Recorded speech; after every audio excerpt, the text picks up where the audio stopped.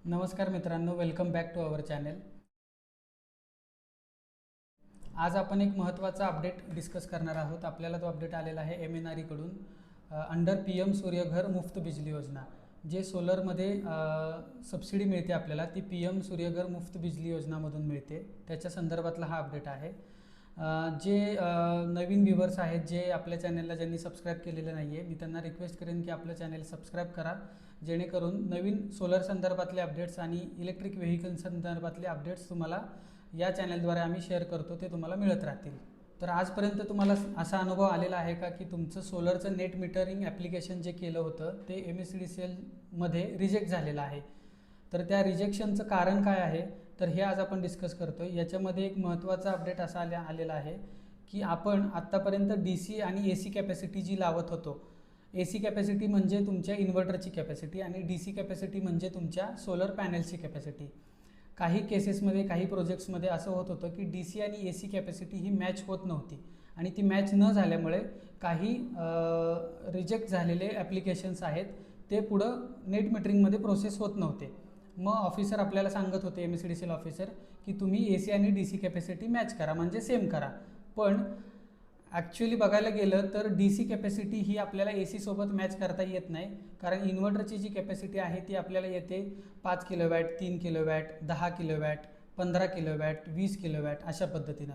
पण जे DC capacity म्हणजे जी सोलर पॅनलची कॅपॅसिटी आहे, ती कॅपॅसिटी पॅनलची कॅपॅसिटी जी आहे ती आपल्याला येते 540 वॉट पीक, 545 वॉट पीक। त्यामुळे काय होतं की समजा तुम्ही 3 किलोवॅटचा इन्व्हर्टर लावलेला असेल, तर 3 किलोवॅटच्या इन्व्हर्टरमध्ये तुम्हाला 6 पॅनल्स लावावे लागत होते। 6 पॅनल जर तुम्ही लावले तर 540 × 6 पॅनल जर तुम्ही केले तर ते 3240 वॉट पीकपर्यंत जात होतं, म्हणजे 240 वॉट पीक वरती वाढत होते। पण MSEDCLचे ऑफिसर वरच्या 240 वॉट पीकसाठी पण ॲप्लिकेशन रिजेक्ट करत होते। तर या केसमध्ये जो अपडेट दिलेला आहे, या बऱ्याचशा केसेस अशा झाल्यामुळे आपण कंप्लेंट केली होती सोलर असोसिएशननं। तर याच्यामध्ये एक चेंज त्यांनी करून दिलेला आहे, एक सर्क्युलरसुद्धा त्यानुसार त्यांनी काढलेला आहे की समजा 3 किलोवॅटचा इन्व्हर्टर आहे किंवा 5 किलोवॅटचा इन्व्हर्टर आहे, तर त्याच्यावरती तुम्ही 10% ओव्हरलोडिंग करू शकता DC पॅनलचं। म्हणजे 3 किलोवॅटला तुम्ही अजून 0.3 म्हणजे 300 वॉटपर्यंत ओव्हरलोडिंग लावू शकता। त्याला तुम्हाला अप्रूव्हल मिळेल, ते तुमचं ॲप्लिकेशन रिजेक्ट होणार नाही आणि त्यानुसार तुम्हाला सबसिडी पण मिळेल, समजा 2 किलोवॅटच्या वरती असेल तर। हेच 5 किलोवॅटला पण ॲप्लिकेबल होणार आहे। 5 किलोवॅटचा इन्व्हर्टर AC असेल तुमचा, त्याची कॅपॅसिटी 5 किलोवॅट असेल आणि तुम्हाला सोलर पॅनल समजा 10 लावायचे, तर 540 वॉट पीकचे तुम्ही 10 पॅनल लावले तर 5400 वॉट पीक येतं आणि बरोबर 5500च्या आतमध्ये ती येते। कारण जर 5 किलोवॅटवरती ओव्हरलोडिंग आपण 10% पकडलं तर 500 वॉट पीकपर्यंत आपण करू शकतो, ते बरोबर 5.4 पर्यंत येते। तसंच सेम 10 किलोवॅटमध्ये पण आहे। आता यातला अजून एक महत्त्वाचा मुद्दा आपल्याला लक्षात असा घ्यायचा आहे की तुमचा जो बिलावरती सँक्शन लोड आहे, त्या सँक्शन लोडप्रमाणेच तुम्हाला AC कॅपॅसिटी म्हणजे इन्व्हर्टर कॅपॅसिटी लावायची आहे।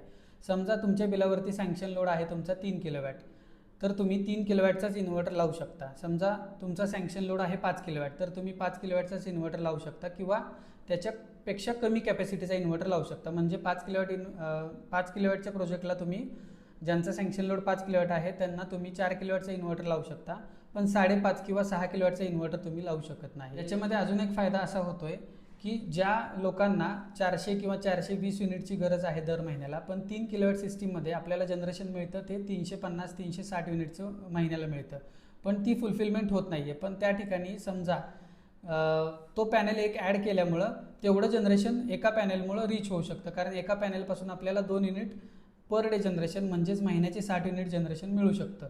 तर हा फायदा आणि ही फ्लेक्झिबिलिटी आपल्याला सिस्टीम डिझाईन करताना मिळते आहे। जर तुम्ही सोलर इन्स्टॉलेशनचं प्लॅनिंग करत असाल आणि तुम्ही स्वतः सोलर इन्स्टॉलेशनची कामे पण करत असाल, तर हा अपडेट नक्की लक्षात ठेवा आणि त्यानुसार काम करा, जेणेकरून तुमचं सोलर ॲप्लिकेशन रिजेक्ट होणार नाही आणि तुमचा जो प्रोजेक्ट आहे तो फार लेंदी होणार नाही, लवकर अप्रूव्हल्स मिळतील आणि लवकर तो प्रोजेक्ट तुमचा लाईव्ह होईल। व्हिडिओ आवडला असेल तर नक्की शेअर करा, आपल्या चॅनलला सबस्क्राईब करा आणि व्हिडिओला लाईक करा। भेटूया आपण नेक्स्ट व्हिडिओमध्ये।